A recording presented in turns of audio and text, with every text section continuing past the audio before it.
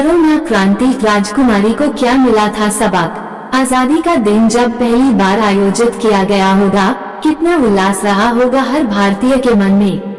परंतु आज आजादी के 70 वर्ष बाद ये कोरोना का लॉकडाउन महज छुट्टी का एक दिन भर रह गया है। पुरुष पूरा दिन आदेश देने में व्यतीत करते हैं और स्त्रियां उसे पूरा करने में। प्रकृति ने भी स्त्री और पुरुष की रचना करते समय अंतर किया था। सारी पीड़ा तो स्त्री के हिस्से में डाल दी और पुरुष को दे दिया कठोर संवेदनहीन दिल। स्त्रियां तो 15 अगस्त 1947 के पूर्व भी पराधीन थी और आज भी हैं। स्त्रियां भी अपनी इस दशा के लिए कम उत्तरदायी नहीं है, क्योंकि पराधीनता को अपनी नियति मान स्वीकार भी तो उन्होंने ही किया है, शायद धर्म के धुरंधर प्रचार के कारण। भाभी हलवे में चीनी कितनी डालूं? विराज के तेजी से दौड़ते सोच के घोड़ों को अदिति की आवाज के चाबुक ने लगाम लगाकर रोक दिया था। जमीनी हकीकत जानते हुए भी पता नहीं क्यों उसके मन के भीतर सोई हुई एक्टिविस्ट गाहे बगाहे जाग उठती थी। अमर की आदेशों की लिस्ट लंबी होती जा रही थी। घर के काम में उसकी सहायता के लिए आने वाली बाई विमला को भी संक्रमण के खतरे की वजह से उसने छुट्टी दे दी थी। पता नहीं वह कैसे गुजारा कर रही होगी। कहा भी था कि उसे घर पर ही रहने दे, कुछ आराम हो जाएगा और उसको वेतन भी दिया जा सकेगा। इन्हें ही लगा था कि न जाने कहां से कोरोना ले आई हो। मेरी एक नहीं चली, सब ने कहा कि वे खुद काम कर लेंगे, पर अब घर के सभी कामों की जिम्मेदारी विराज और उसकी नंद अदिति के ऊपर आ गई थी। अदिति दिल्ली यूनिवर्सिटी से ग्रेजुएशन कर रही थी। विराज का प्रयास था कि अदिति पर भी कम से कम काम का दबाव पड़े, इसलिए वो अधिकतर काम स्वयं ही निपटा ले रही थी। उसके दोनों बच्चे 10 साल की आन्या और 12 साल का मानव अपने कमरे में वीडियो गेम खेलने में व्यस्त थे। पति अमर अपने कमरे में अधलेटे हुए चाय की चुस्कियां ले रहे थे। अचानक वहीं से चीख कर बोले, सुनो, आज नेटफ्लिक्स पर एक नई फिल्म आई है, सब साथ ही देखेंगे। फिर थोड़ा रुककर बोले, ये तुम्हारे बच्चे इतना शोर क्यों कर रहे हैं? देखो जरा, अन्य दिन तो वर्क फ्रॉम होम होता था तो फिर भी अमर समय पर नहा लिया करते थे, लेकिन शनिवार होने के कारण महाशय छुट्टी मोड में चले गए थे। बच्चों की तो खैर छुट्टियां ही थी। बाबू साहेब सुबह से लेटे लेटे हुक्म दे रहे हैं। मैं घर के रोजमर्रा के कार्यों के साथ बड़े हुए कामों को भी निपटाने में लगी हूँ। यह नहीं दिख रहा है जनाब को? जब कुछ गलत करे तो बच्चे मेरे, परंतु जब यही बच्चे कुछ अच्छा करते हैं तो इनके हो जाते हैं। सोच तो इतना कुछ लिया विराज ने, परंतु प्रत्यक्ष में इतना भर कह पाई, जी बस अभी देखती हूँ। सभी काम निपटाने में 12 बज गए थे। पूरा परिवार फिल्म देखने बैठ गया। विराज ने सोचा थोड़ा सुस्ता ले, तभी अमर की आवाज कानों में पड़ी। अरे विराज, कहाँ हो भाई? थोड़ा थक गई थी, सोचा लेट लेती हूँ। विराज अनमनी सी हो गई थी। अरे इतनी मुश्किल से तो फैमिली टाइम मिला है, उसमें भी इन्हीं सोना है। ये भी पड़े परवरिश। अमर की बात सुनकर विराज को ऐसा मालूम हुआ जैसे गुस्से की एक लहर तनबदन में रेंग गई हो। मन में आया कि कह दे फैमिली टाइम या पैर फैलाकर ऑर्डर देने का टाइम। वैसे आम दिनों में भी अमर घर का कोई काम नहीं करते थे, लेकिन विमला और अदिति की सहायता से काम हो जाता था। फिर विराज को थोड़ा मी टाइम भी तो मिल जाया करता था, लेकिन अब तो विराज के पास 2 घड़ी बैठकर चाय पीने का भी समय नहीं था। अरे कहाँ रह गई? अमर ने जब दोबारा बुलाया, विराज को मन मारकर जाना ही पड़ा। फिल्म वाकई में अच्छी थी। विराज को भी अच्छा लग रहा था कि पूरा परिवार एक साथ बैठा था। तभी अचानक अमर ने फरमान सुनाया, विराज पकोड़े बना लो, फिल्म के साथ सभी को मजा आ जाएगा। सभी को या तुम्हें? विराज के इस अचानक पूछे गए प्रश्न पर अमर चौंक गया था। फिर थोड़ा गुस्से में बोला, मैं तो सभी के लिए कह रहा था, तुम्हारा मन नहीं तो मत बनाओ। Mummy please. अब तो बच्चे भी चिल्लाने लगे थे। विराज उठकर रसोई में चली गई थी। थोड़ी देर बाद अदिति को वहाँ बैठी देखकर अमर बोल पड़े थे, अरे तुम कहाँ बैठ रही हो? अंदर रसोई में जाओ भाभी के साथ। अदिति के चेहरे पर एक पल की झेप को पहचान लिया था विराज ने। दोनों की नजरें मिली और हाले दिल बयां हो गया था। विराज ने इशारे से अदिति को अंदर बुला लिया था। अंदर रसोई में भी कुर्सियां लगी हुई थी। उनमें से एक पर अदिति को बैठने का इशारा करके विराज ने अपना सारा ध्यान गैस पर रखी हुई कढ़ाई पर लगा दिया था। कितनी गर्मी है आज, अदिति ने बात शुरू करने के लिए ये जुमला कहा था शायद। चाहो तो वापस कमरे में जाकर बैठ जाओ, वहाँ तो एसी लगा है। नहीं नहीं, मैं ठीक हूँ। भाभी आपको क्या लगता है ये लॉकडाउन कब तक रहेगा? अदिति फिर बोली थी, देखो कब तक चलता है, बस देश में सब ठीक रहे। विराज ने दार्शनिक के अंदाज में कहा, भाभी मुझे आपके साथ बातें करना बहुत पसंद है। अदिति ने बात बदल दी थी, आजकल हमें समय भी बहुत मिल रहा है, तुम्हारे साथ कितनी विषयों पर बातें हो जाती हैं। विराज ने उसकी बात का अनुमोदन किया था। अब तो मेरी प्यारी भाभी है, अदिति ने पीछे से विराज को अपने अंक में भर कर कहा था। इसी बात पर मेरी तरफ से तुम्हें ट्रीट, विराज ने मुस्कुराते हुए कहा।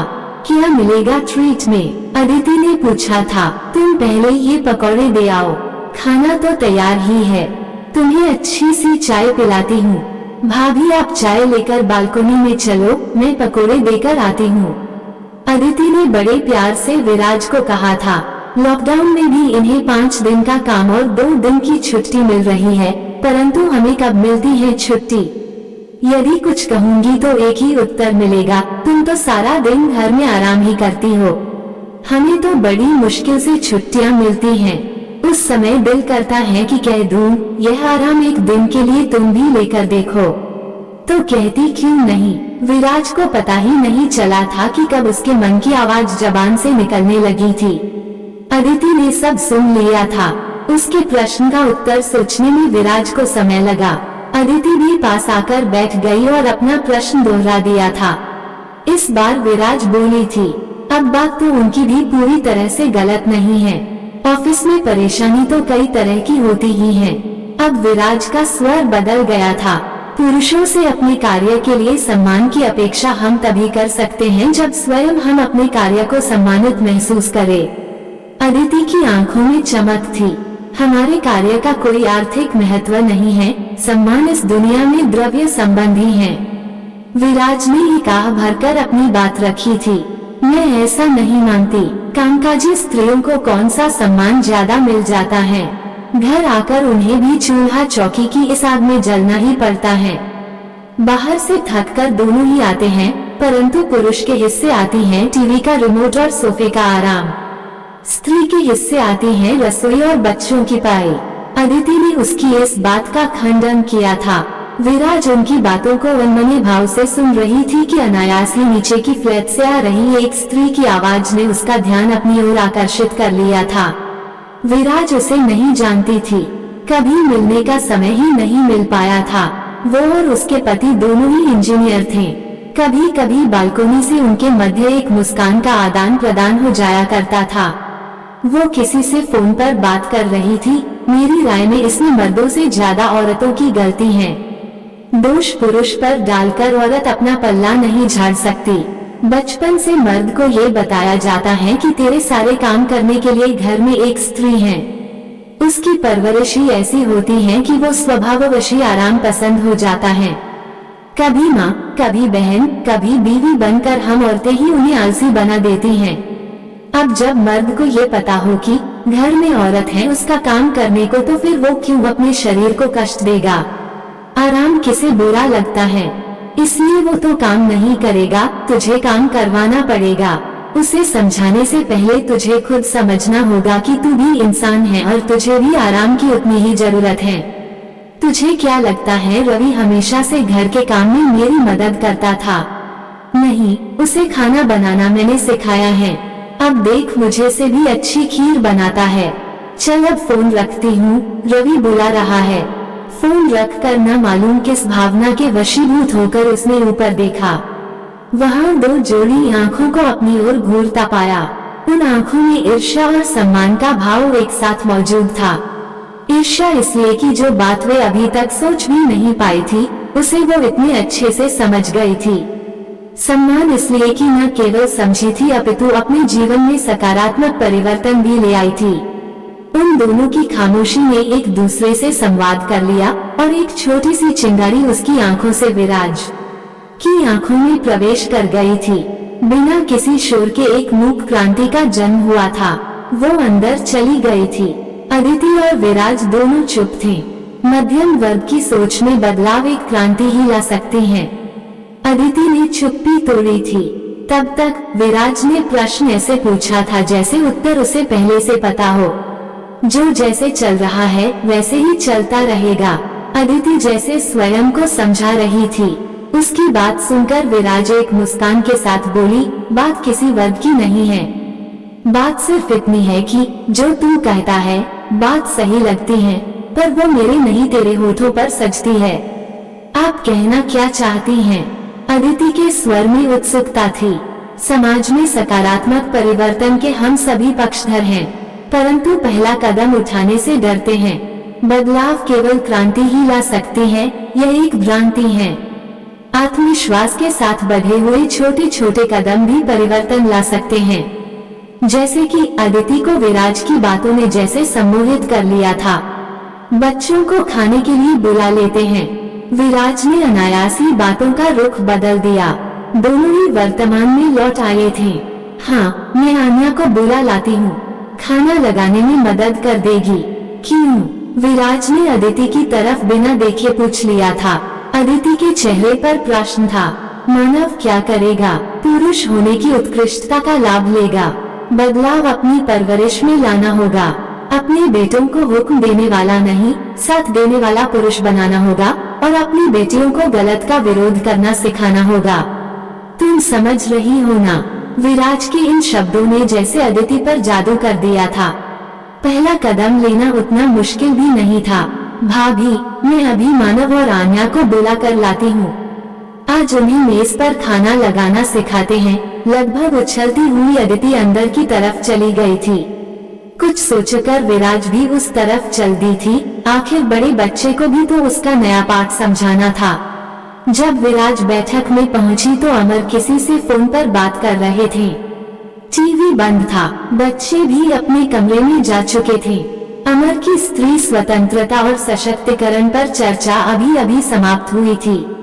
पुरुष बॉस और स्त्री बॉस में कौन ज्यादा प्रभावी होता है, इस प्रिय विषय पर वाद विवाद कई घंटों तक चला था। स्त्रियों की मानसिक क्षमता का भी आंकलन हो चुका था। अभी शेरों शायरी का दौर जारी था और श्रीमान अमर जी एक शेर सुना रहे थे। एक उम्र गुजार दी तेरे शहर में, अजनबी हम आज भी हैं। तेरी ख्वाहिशों के नीचे मेरे दम तोड़ते ख्वाब आज भी हैं। अमर ने अपनी पंक्तियां अभी समाप्त ही की थी कि विराज ने उन्हीं पंक्तियों के साथ अपने शब्द जोड़ दिए थे। तेरे दरवाज़ाए कल्ब पर दस्तक देते मेरे हाथों को देखा है कभी।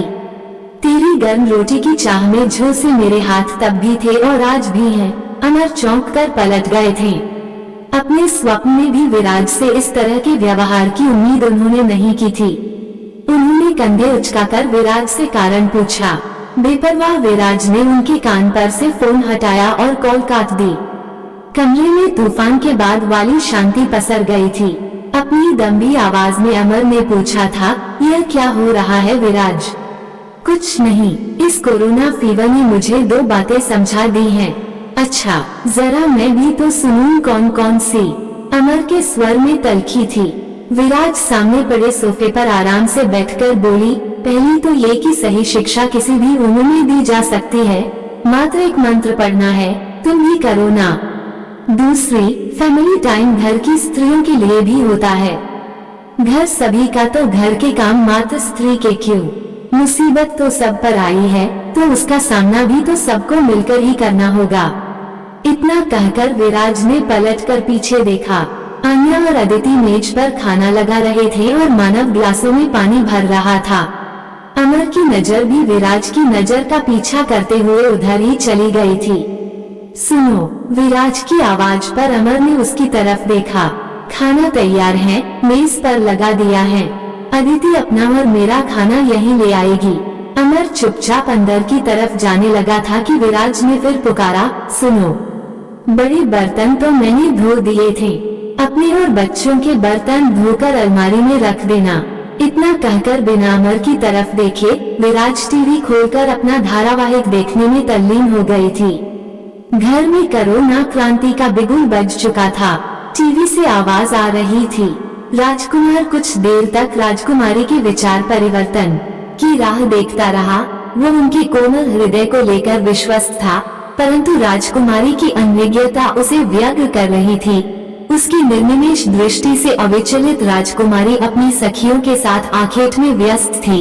राजकुमारी की ना को हाँ में बदलने का दम जो उसने अपने मित्रों के सामने भरा था, वह दम तोड़ रहा था। थके कदमों से वह आगे बढ़ गया था। इस परिवर्तन को उसने अन्य भाव से स्वीकार कर लिया था। अपनी गले में लटकती माला से खेलती हुई राजकुमारी भी जानती थी कि यह पहला सबक था, पूरी शिक्षा अभी शेष थी। आपको ये कहानी कैसी लगी हमें कमेंट कर जरूर बताएं। इसी तरह की अच्छी कहानियाँ आप यहाँ पर पढ़ सकते हैं। यहाँ उपस्थित शिक्षाप्रद कहानियाँ आपका मनोरंजन करने के साथ दिशा भी देंगी, तो बने रहिए हमारे साथ और हमारे प्रयास को सफल बनाएं।